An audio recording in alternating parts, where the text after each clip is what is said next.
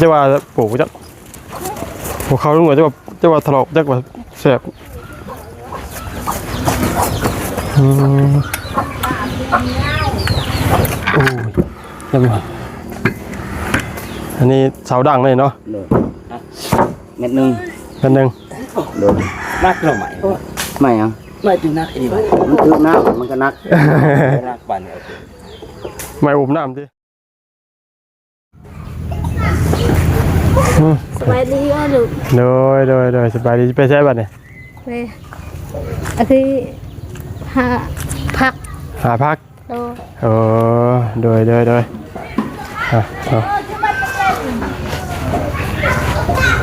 วางนี่ขุดดินขุดไปใช้โอ้ด้านช่วงล่ามช่วงกันได้เนาะมีสำนักหน้าน่ะคือมาตัดไปไผ่ใช้ส่วนเขาทำเสียกันยังเขาให้ดิเขาถนัดขุดเดือดสั้นเนาะเอาหมื่นลมคือเขากี่ชิบุโมแขนฮักกี่กันละหมื่นเขากระดิดินพี่ป้านี่เขาก็ไม่อยากเจาะแรงเจาะคนไหนเจาะออกมา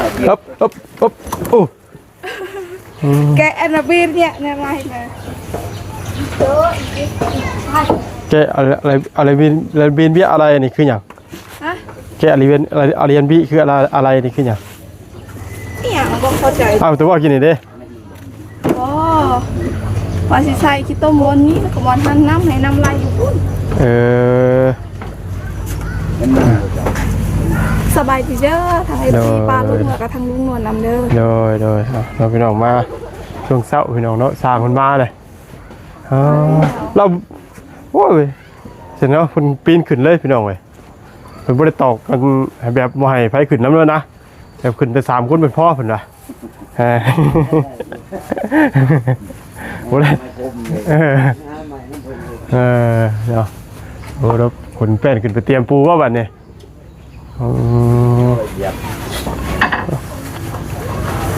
โอ้ยมื่นแท้ดินนี่ย่างไม่ได้กันเลยพี่น้องแล้วก็เองการทักทายสวัสดีสบายดีเด้อพ่อแม่พี่น้องซีวัดสุขสู่คนพี่น้องยามช่วง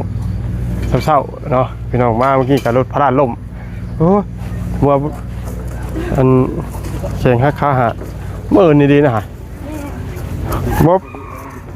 มันพลาดแล้วเขายืนบูยูเขายืนอยู่มันกับบุล่มเนาะแม่เขายืนมันล่มเขายืนคนกับมือนั่นนะเกือบเขาในมือไปเลย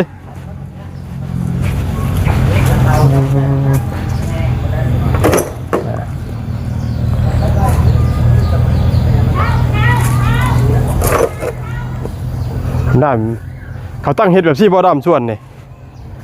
ด้ามส่วนมันตั้งเป็นเขาตั้งเฮ็ดแบบนี้บ่เรือมันหักบ่ฮู้เพิ่นตั้งเนาะฝากแบ่งครั้งนึงครับ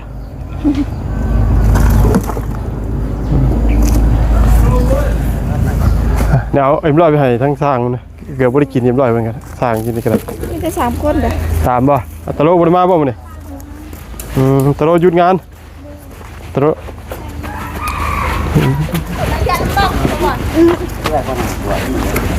ตัวนี้ยังไง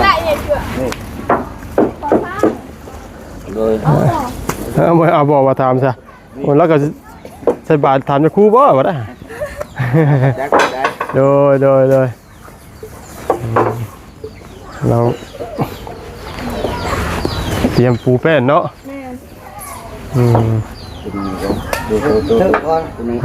ต้องขึ้นเทิงก่อนอยู่แล้วเนาะเพราะว่าฝนตกเนาะเพราะว่าถ้าเฮ็ดหลังคาก่อนยังว่าเฮามุงหลังคายังว่าเฮาเฮ็ดงานได้เด้ถ้าเฮา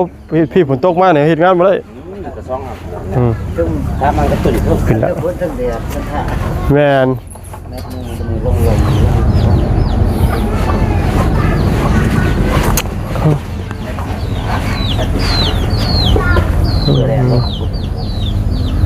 เตรียมขึ้นดังไม่น้องเลยไม่ง่วงว่าเราได้ไล่เห็นแล้วคือเราไม่เป็นลูกเลยจ้ะ ให้ลงตัวที่ไว้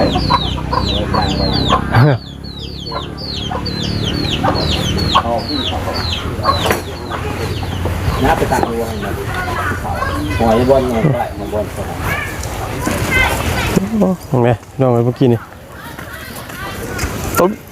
หัวเข่าจะว่าเสียบีจะว่าปลูกจะหัวเข่าลุงจะว่าถลอกจะว่าเสียบ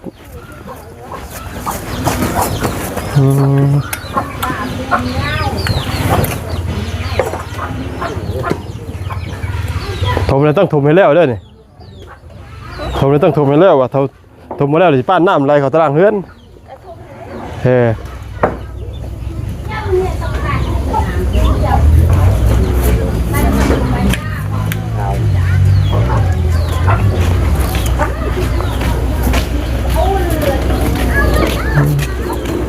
สารมาจะเศร้าเติมนี่เนาะ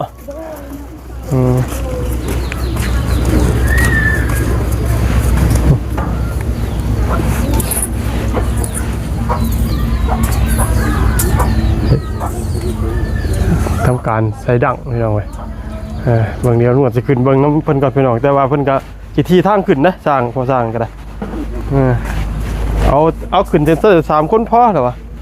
ทีเดียวไม่ต้องขึ้นหรอกเก๊กะแล้ว แต่หนวดก็จะขึ้นเบื้องก่อนพี่น้องเว้ยขอโทษขอไปน้ำ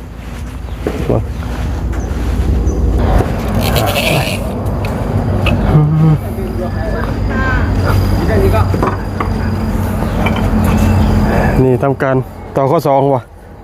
ต่อข่าวเนาะสิวะเฮ็ดไปดังป่ะใช่แล้วตอนนั้นต้องใส่ยี่ห้อเลยตัวนี้อันนี้เหรอวะเ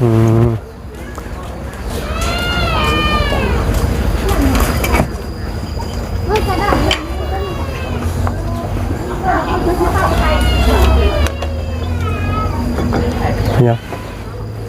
ทำไมนึกว่ายังบัดโอ้ตะลุบ่มาวันนี้เนาะหยุดบ่แล้วไปเวียกบ่เราเห็นเป็นรายวันบ่โดยรายวันเนาะเป็นมือซอยลูกมือซอยนั่นเนาะคือก็แม่ใจดีว่าบ่เอาเงินตัวนี้เขาสิให้ตั้งหากยายเลยลานปลายเลยเขาให้มันว่าโดยขอเขาเองแบบตัวนี้ก็ตัวนี้ก็เอาไอ้เด็กจุ่มคอยเลยคือแบบว่าผู้ใหญ่ใจดีจ่ายค่าแห้งให้น้องไปเลยโดยโอ้ดีเนาะก็พี่น้องเลยคอยกับบ่อนั้นเราต้องได้ให้ต่อกะฉะนั้นเป็นจุดประสงค์ของเพิ่นก็ตั้งหากเนาะโดยนั่นอันนี้ก็เป็นน้ำใจเฮาเปียกตัวนั้นมันก็เกียนไปหาบังบ่บ่เนาะเดี๋ยวจะมาถึงบวช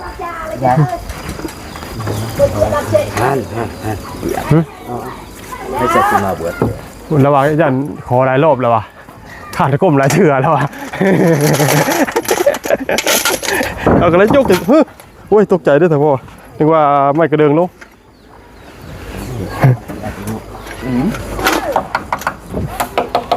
เกือบเป็นรอยแตกกี่นี่ล่มนะฮะโอ้เนินเนี่ยนะโอ้แม่ละมือบาเดียวเราได้บ๊อบมันตีท้ายแล้วคอยยืนมันบุยุบอ่ะนี่คอยยืนตีนคอยมื่นไปเลยเลยลมนั่นแหละลมนั่นมันทับลูกก็ไปแกกล้วยคือกันได้รถมื่นตีนเฮากับมื่นพากันลมพากันนั่งรถแม่นั่นแหละตีเท่าเขาว่าตีเท่ายันไว้แล้วแบบว่าตีนเท่ามื่นกับบุรุษเนาะตีนกับพลาดไปนำแม่ตีนพลาดไปเลยพี่น้องมันไหลไปเลยนี่กันแข่งมาครับอันนี้ว่าลงแห้งยังบ่เหลือเห็ดเห็นแล้วเด้อเห็ดเห็นทมเห็นแล้วเด้อมื้อนี้เด้องานบ่ได้เด้ถมบ่แล้วน้ำไหลท่วมเพื่อนเจ้าเด้2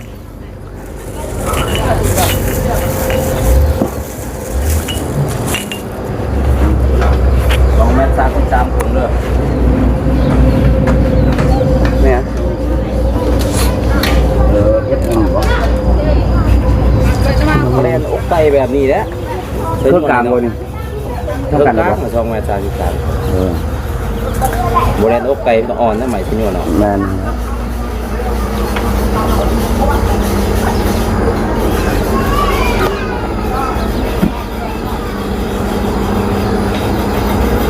แบบนี้แหละต้องมาเอามันจะซักแบบนี้แต่เมื่อวานนี่เลย คือว่าเมื่อวานเห็นไปเบิ่งกันบ่ไปเบิ่งทรงเฮือนน้องเลี้ยงบ่เมื่อวานเขาเป็นได้ได พูดแล้วเข้าใจแล้วเบิ่งเขาเลย แต่ว่าเบิ่งบ่แม่นนั่นตามเขาประกอบกระตั้งตามสูตรตามแผน ต่างเนาะสร้างกันแต่ว่าคนละสูตร เขาก็ถือปิ่นแบบ แม่น ตัดตัวทิ้มทรงตรงคือเขา เขาเฮ็ดตั้งแบบไม้เขาใช้นี่ก็มันบ่อันนั้นแน่นอนปานใด ผู้ใดพอมาเตรียมเช้าผู้ใดบ่ เขาขึ้นไปมันสิโหนได้ เนาะเจ้าแปลกเจ้าสังเกตดีบ่ โดยแม่น เฮือน เพื่อนตัวนี้แห้งก็เต็กตัวลุมๆหนูนึงนี่ ตัวนี้ก็แห้งไปเบิกเอาโคตรไม่ไผเฮ็ดน่ะก็ ทางเดียวกันนั่นแหละ แล่นั่นแหละ แม่โหนเนาะ แม่ใส่ ก็เป็นแล่เฮาเที่ยวเฮาอยู่บ้านถึงรวมชื่อคือกันเด้เอิ้นเที่ยว เพิ่นต่อไม่บ่ได้คือทั้งพอต่อเด้ โดย เพิ่นต่อแบบสวมปากจระเข้นี่ ว่าให้มันงามแต่มันบ่แน่น แม่นงามแม่นอยู่ยอมรับว่างามแต่ว่าคำว่าเนียนแม่นอยู่แต่ว่ามันความแน่นหนามันบ่ได้ บ่แน่นแม่นมันก็ต้องตีมันไกวไปก็ได้ เขาขึ้นไปเพื่อนน้องเลี้ยงกับเพื่อนน้องใจดีแล้วพี่น้องเขาขึ้นไปนี่มันจะโหดเขาย่างมันแบบ ยืดเนาะ แมนมันจะยืดอยู่พี่คือคนโยกตลอดแต่อันนี้เอาขึ้นมาแบบมัน ยังบ่ทันใช้ตะปูใช้แต่ดอกเดียวแล้วยังบ่ทันใช้ได้นี่ทันใช้บ่แม่นนั่นเนาะ อันนี้เอาขึ้นมาบ่ได้โหนเด้ ทำขึ้น อันนั้นเขาย่างคือเป็นวินนี่แหละ แม่น แต่คือคนเป็นวินย่างเลยพี่น้องมันจะยืดแบบนึงนะเสือหัวป๊อปไหมเนาะบัดงองไปกินวิวคักเลยพี่น้องอยากกินน้ำไหม้ก็บ่ยากว่านี่เนื้อไปหักรถ เอาเนี่ย บ่ต้องลงไปหา ใส่ระเบา เนาะโดยไม่ได้กินน้อยก็เพื่อนน้องป๊อป อยากกินกันยากบ่ต้องยากนี่เนื้อไปเอาไปปองเยี่ยมนี่รถ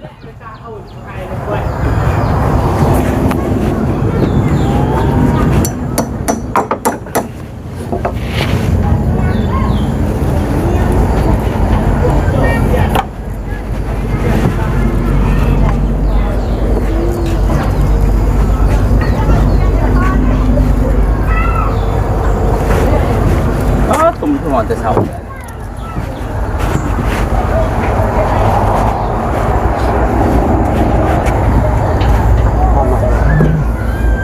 ฮ้อนเนาะนี่เนาะ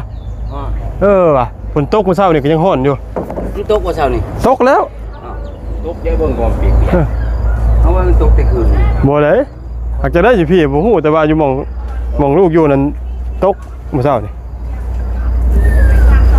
บ้านจะได้ตกอยู่บ่ครับบ้านจะได้ตกบ้านนี่บ่บ้านจะตกอยู่บ่เขาก็บ้านจะตกจักเฮากระตื่น มันบ่ได้อยู่บ้านเดียวว่าแต่พ่อ บ้านเดียวเลย บ้านเดียวกัน คนตกจะมาสวยมันเช้า เขาบ่จักจำเลย พวกสิออกมาคนตก 1 โมงคนเลิกคืน บ่ กิน บ่นอนมาแล้วบ่จักหยังเลย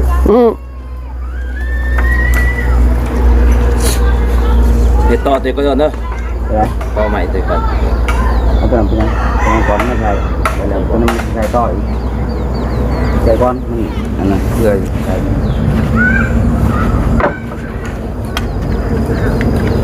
ขับลงหน่อยอ่ะ มันหักบ่น่ะ เต็มมือย่อเลย โอ้ไม่มีตามันเป็นนี่เลย นั่นว้าว อันตรายสิแล้วเนาะลุงน้องสร้างได้ตกกับไม้แบบนี้แล้ว โอ้ ไม้แบบนี้แล้วเหยียบมันขาดเลย กลับประเดี๋ยวเนาะ แม่น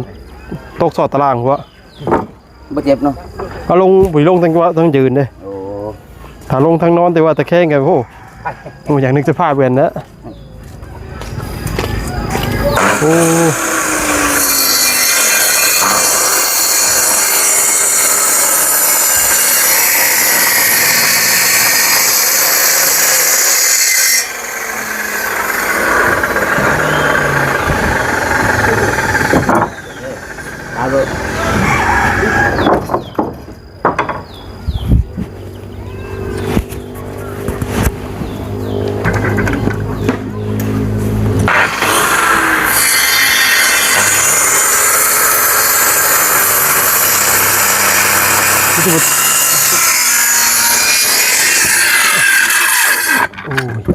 ยังบ่อันนี้เสาดังเลยเนาะ โดยเม็ดหนึง อันหนึง โดย นักเราใหม่ ไม่ยัง ไม่ถึงนักอีกไหม มันตึกน้ำมันก็นัก นักปั่นเอา ไม่อุบน้ำดิ เออ มันตกใส่สมือเนาะ ดูสิดูนักดูนัก เรื่องนักกว่า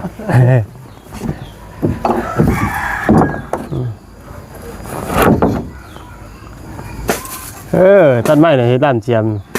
เนาะสั่นกินใส่ เจ็บแมว โอ้ยจับแมวจับมือสารพัดแล้ว พอดีวะฮะเฮ้ยหาทางพอดีแล้วเอาทุกๆเขาจำตะปูนะ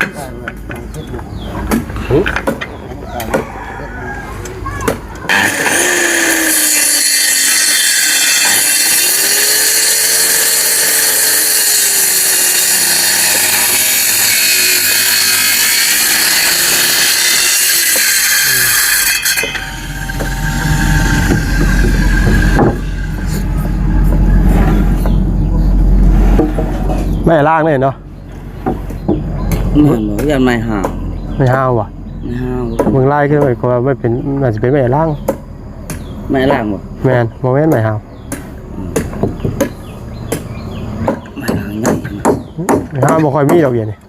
มันจากเขาจะมันจากเบิดอ่ะ ง่ายแล้วก็จะมืด แม่โอ้ 5-6 เมตรแบบนี้แต่บ้านข่อยโอ้น้อย อืม ชุดใหญ่ก็ลื่นนี่นิดนึง ว่า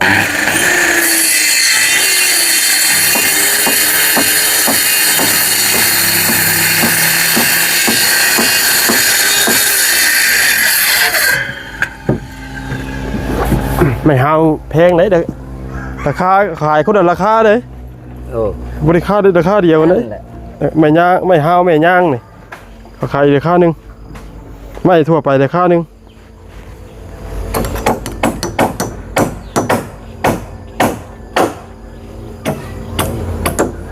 จะมืดเลยพี่น้องเห็นเราพี่น้อง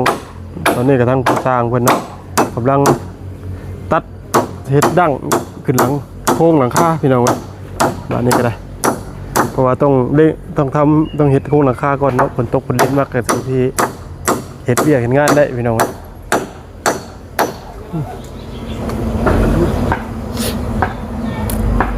นี่ลงตารางก่อน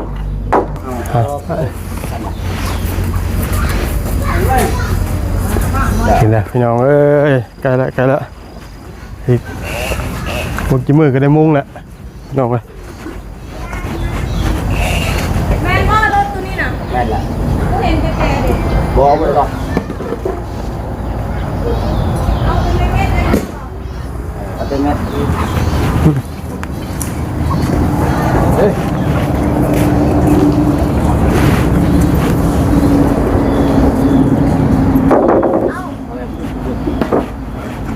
โอ้ยิงออกมาจะออกได้บาดนี่ย่านเลยเริ่มย่านเลยหนวดกันเลย สูงโพด เพื่อนชูเพื่อนว่า คอยแหละ เจ้าชูนี่ว่าเพื่อนชูเพื่อนคำชูก็ตัดลงอีก คอยนี่แหละสูงโพด ตัดลงมันหาชิปพอ บ่ ฮะ บ่ บ่ตัดบ่ โดน เม็ดเห็นปะทำกันตัดแม่นหาชิปเปลี่ยนเสาตัวหนึ่งดีกว่าแล้วติ แม่น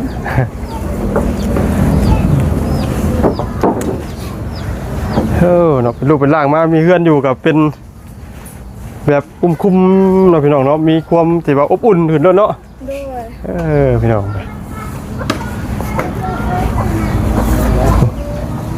เห็นร้านใหม่หรือเปล่าบ้านบุญใหม่เลยเนาะ ทางสารโพดแล้วแบบเขากลมไปกลมมาแล้วเจ็บ มันตักยากกันแหล้ว แม่ เขาคิดว่าเป็นแนวเพิ่นเฮ็ดแบบสั้นเดียว การเนี้ยเขาจะเห็นแบบนั้นแล้ว บ่แม่นมันฮักห้อยเบิ่งห้อยเห็นห้อยมันโหอยู่เขาจะบ่ได้เปลี่ยนเลยเนาะ ห้อย เราเปลี่ยนแล้วมาใส่ของกระเจ้าขึ้นก็แล้ว โอ้ยก็เปลี่ยนของเขาเจ้าก็ใส่ไปเลยสิเป็นหยังมันฮักซื่อๆนั่นก็ได้ เอาไปยุ่งมาบัดนี้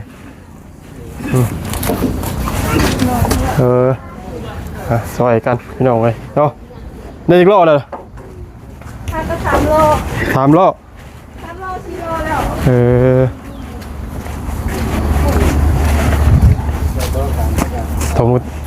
เพียงไปเลย ต้มมันเพียงไปแล้ว เดี๋ยวอันนี้จุดประสงค์นอกมันทมเองเด้อพี่น้องเด้อให้มันไม่บอก ว่าเฮาจะให้เพียงในบอลนี้มันให้ขึ้นเนาะ แม่น อันนี้เฮาก็สิได้งานออกงานไปจังสิสบาย อะไรแม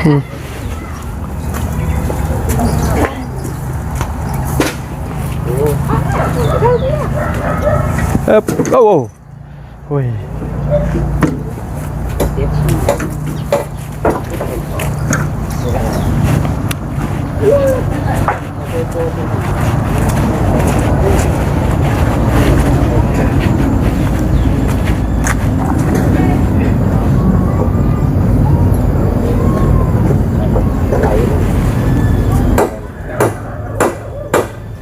ใช่แล้วพี่น้องเอ้ยมื้อนี้ขึ้นโค้งหางเนาะพี่น้องมื้อนี้ขึ้นโค้งหางที่หลังคาเฮ็ดส่วนหลังคาก่อนพี่น้องเอ้ยเพราะว่าถ้าว่าบ่ซั่นแล้วฝนตกพาลงมามันสิ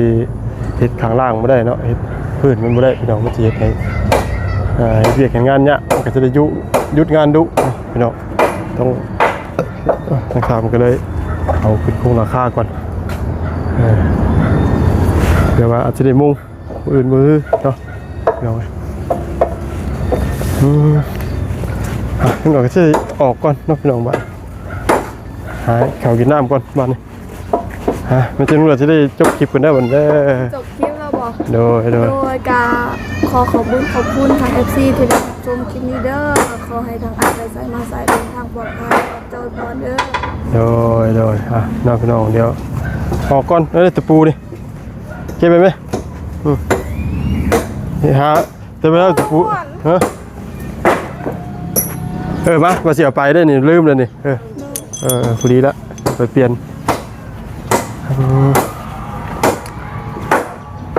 ตะปูเฮียตะปูยังพยายามเก็บไปรถไปแล้วยังเอาขี่รถไปรถมารถเหยียบตีนซอดตีน เมื่อวานนี้ก็หาแล้วแต่ว่ายังแบบ นี่เด้น่ะ เขาบ่เห็นน้ำแดง เห็นก็เก็บไว้เนาะเพราะว่าเก็บไว้ใช้งานได้อีก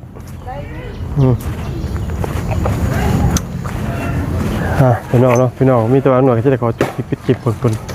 กันสิมาฟ้าสิลงอีกแหละพี่น้องเอ้ยเนาะพบเจอกันในคลิปหน้าเด้อยินดีมีทุกคนผมขอบคุณทางผู้ใหญ่